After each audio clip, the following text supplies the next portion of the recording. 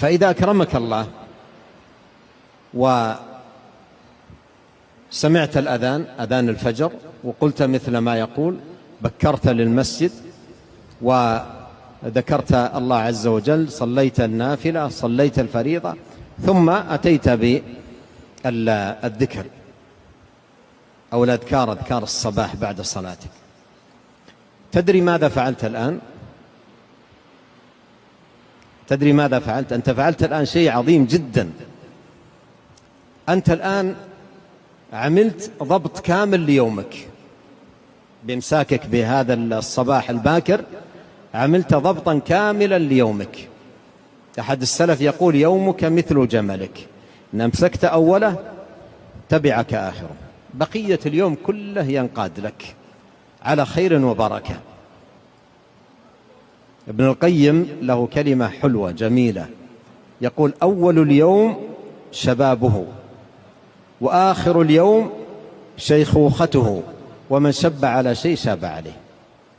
يعني إن كان الإنسان ذاكرا في الصباح مضى معه الذكر في اليوم كله، إن كان كسولا الكسل يمشي معه إلى آخر النهار، إن كان نشيطا النشاط يمشي معه إلى آخر النهار. الصباح الباكر هذا زمام اليوم، فإذا ضبطته انضبط لك اليوم كامل. اسمع إلى هذه القصة وهي في صحيح مسلم.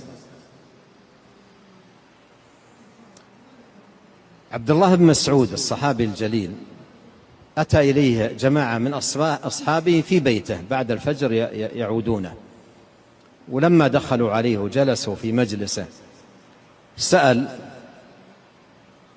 وكان يسبح، فسأل قال: هل طلعت الشمس؟ قالوا: بعد. فاستمر يسبح، ثم قال: هل طلعت الشمس؟ قالوا: نعم. قال: الحمد لله الذي أقالنا يومنا هذا ولم يؤاخذنا بذنوبنا. هذا الكلام يقوله متى؟ أول ما أشرقت الشمس، يقول: الحمد لله الذي أقالنا يومنا هذا. هل اليوم انتهى؟ اليوم هو ما زال في أول اليوم، ويقول: الحمد لله الذي أقالنا هذا. ماذا تستفيد أنت من هذا؟ أن من أمسك اليوم، أمسك أول يوم، أقيل اليوم كله وسلم له يوم كاملا إذا أمسك اليوم. وهذا فقه الصحابة رضي الله عنهم، إذا أمسكت أول اليوم بالذكر سلم لك اليوم كامل وانضبط لك اليوم كامل، وأصبحت في ذمة الله